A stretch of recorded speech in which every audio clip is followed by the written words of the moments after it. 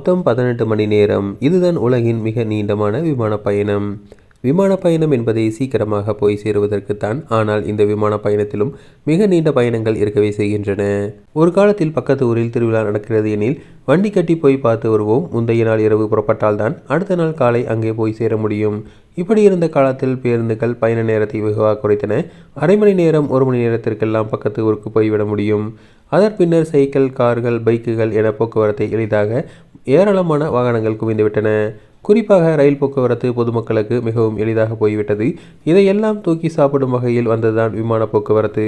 கடல் தாண்டி செல்பவர்கள் கப்பலில் பயணித்து நாட்களை வேஸ்ட் செய்யாமல் இருக்க விமான போக்குவரத்து உதவியாக இருந்தது.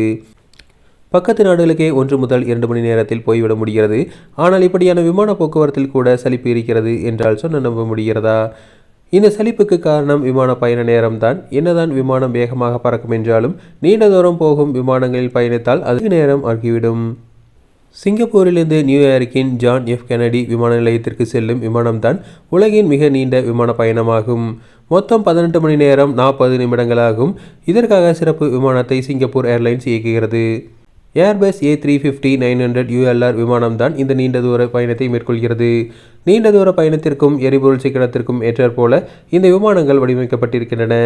இந்த விமானத்தில் எக்கனாமிக் கிளாஸ் கிடையாது. நீண்ட தூர பயணம் என்பதால் பயணிகள் சௌகரியத்தை கருத்தில் கொண்டு 67 பிசினஸ் கிளாஸ் இருக்கைகள் மற்றும் 94 பிரீமியர் எக்கனாமி கிளாஸ் இருக்கைகள் இருக்கின்றன.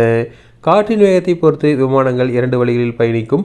ஒன்று சிங்கப்பூரிலிருந்து பிலிப்பைன்ஸ், ஜப்பான் மற்றும் அலாஸ்கா வழியாக அமெரிக்காவில் செல்கிறது.